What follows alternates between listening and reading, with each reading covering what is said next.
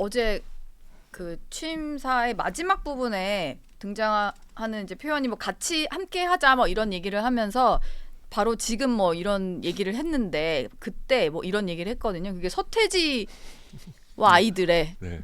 환상 속의 그대 가사를 좀 차용했다고 해요. 근데 네.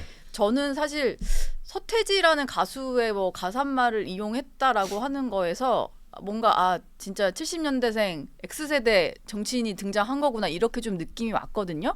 맞아요. 네. 아주 오래전에 한 장관하고 그 한 위원장하고 그 식사 자리를 했을 때 서로 이제 그 구의학번으로서 네. 학생 운동이 끝물, 그다음에 새로운 시대의 시작, 그 상징은 서태지였다. 예.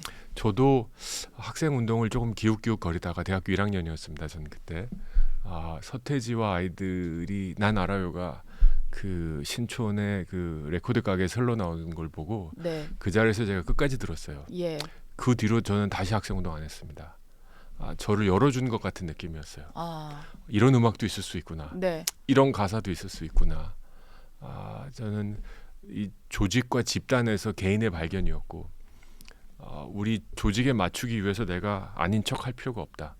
나는 나다. 예. 서태지와 아이들의 메시지는 나는 나다. 네. 나는 나의 길을 간다거든요. 예. 그걸 인정해 달라. 내 색깔, 내 모습 꾸미지 않겠다. 네. 있는 그대로 받아달라.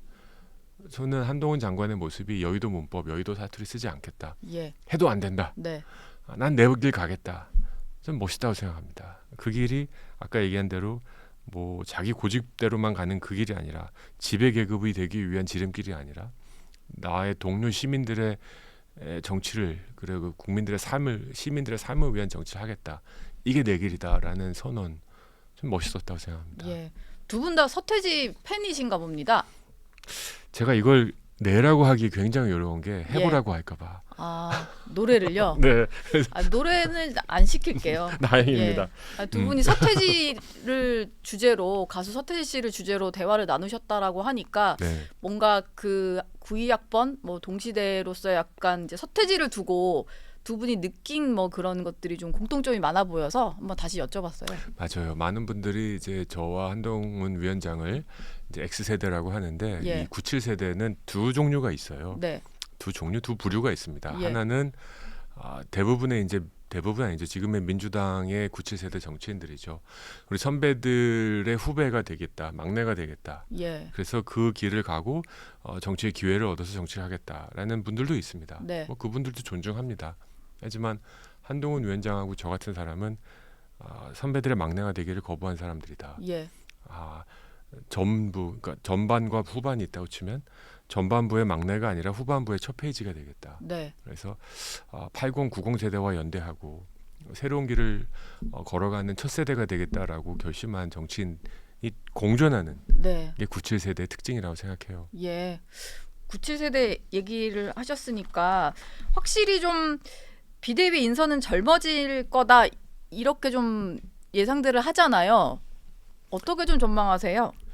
뭐 평균 나이 주민등록증 까가지고 예. 다 해가지고 한 10대 명 해봤더니 평균 나이 몇 살이다. 이건 거의 의미가 없다고 생각합니다. 네. 저는 젊다라는 건 두 가지인데 하나는 생각이 젊는 거고 두 번째는 뭐 생물학적 나이도 중요합니다. 예. 벗어날 수 없으니까요. 그래서 미래를 바라보고 미래를 준비하는 그런 사람들이 있다면 한동훈 장관보다 나이가 몇 년 위다 하더라도 저는 충분히 기용할 수 있다 생각합니다. 예. 어제 한동훈 장관이 그 정교하고 좀 속도감 있게 뭐 정책을 추진할 것처럼 얘기를 하셨었거든요. 사실 이제 의원님과도 법사위에서 뭔가 정책과 관련해서 얘기를 하다가 좀 두 분이 친해지신 거잖아요. 맞습니다. 최근에도 그래서 소통을 하실 것 같은데 한 장관이 지금 당에 들어와서 좀 가장 관심 있게 보고 있는 뭐 지금 저희가 이제 기자들이 취재하는 것은 비대위 인선 이런 부분이지만 사실 한 장관은 인선뿐만이 아니고 앞으로 본인이 보여줄 만한 정책 이슈들에 대해서도 관심 많을 것 같거든요. 최근에 좀 주로 어떤 얘기 나누셨어요? 뭐 최근에 나눈 얘기를 넘어서 한동훈 비대위는 대략 30일 안에 승부가 나야 됩니다. 네. 30일도 실은 긴 시간이죠. 왜냐하면 이제 1월 10일 전후로 공관위가 뜨고 1월 말쯤이 되면 이제 뭐 지역구를 어떤 지역을 전략으로 하느냐, 어떤 의원을 뭐 탈락시키느냐, 뭐 선거판이 될 거기 때문에 예. 관심사가 자연스럽게 이제 공천으로 넘어갑니다. 그래서 한 30일 정도의 정교하고 촘촘한 액션 플랜이 필요합니다.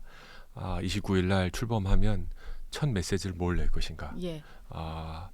결국 비대위는 메시지와 행보와 그리고 주요 발표하는 내용들 아니겠습니까? 물론 인선의 면면들도 중요하겠지만 네.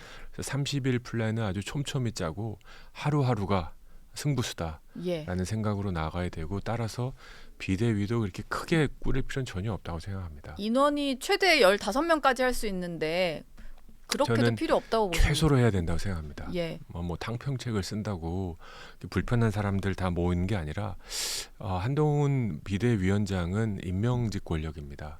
선출직 권력과는 본질적으로 차별이 있죠. 예. 차원이 다릅니다. 선출직 권력은 권력의 견제를 위해서 최고위원들이 존재하고 권력을 나눕니다. 네. 비대위원장은 임명직 권력이기 때문에 본인이 혼자 책임을 지는 겁니다. 비대위원들은 위원장을 도와주는 사람들이지 예. 권력을 나눈다라는 의미는 적절하지 않습니다.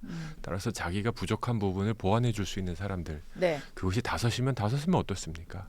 그래서 이건 별동대처럼 신속하게 움직이는 비대위가 됐으면 좋겠습니다. 예. 어제 한동훈 위원장 같은 경우는 생물학적 나이라는 것은 열정이라든가 헌신할 자세하고 그렇게 꼭 제한할 문제는 아니다. 그래서 7, 8, 9 비대위 얘기가 나오니까 생물학적으로 젊다고 젊은 게 아니다. 뭐 이런 표현을 쓴 것 같아요. 네, 실제로도 좀 그런 생각을 평소에도 좀 갖고 계셨나 봐요. 열정과 헌신과 또 한 가지는 실력이라고 생각합니다. 네. 저는 이번 총선에서 안타깝게도 청년 정치에 대한 화두가 이렇게 뜨겁게 달아오르지 않는 것 같아요. 기존의 청년 정치에 대한 실망감도 좀 있는 것 같고요. 특히 한동훈 비대위원장, 뭐 저도 동의합니다만 청년이라고 무조건 정치 무대의 중앙에 서야 된다라고 생각하지는 않습니다. 예. 오히려 정치가 갖고 있는 무게감을 이길 수 있는 만한 인생의 궤적, 삶의 이력, 그리고 각 분야에서 어느 정도 쌓아온 것이 검증된 사람들, 네. 뭐 표현하면 실력이 있는 사람들이 정치의 영역으로 들어와서 자기가 그동안 고민했던 것들을 법과 제도로 풀어낼 수 있는, 저는 보수 정치의 가장 중요한 기본 요소, 조건 중에 하나는 실력 있는 정치인이라고 생각합니다. 진보 정치인들은 달을 가리키면서 가자고 하죠. 하지만 거의 못 가지 않습니까? 예. 천국을 약속한 모든 정치인들이 만든 건 지옥이다. 이런 표현이 진보 정치인들에게 종종 붙여지는데요. 보수 정치에서는 실력 없이는 의미가 없다 생각합니다.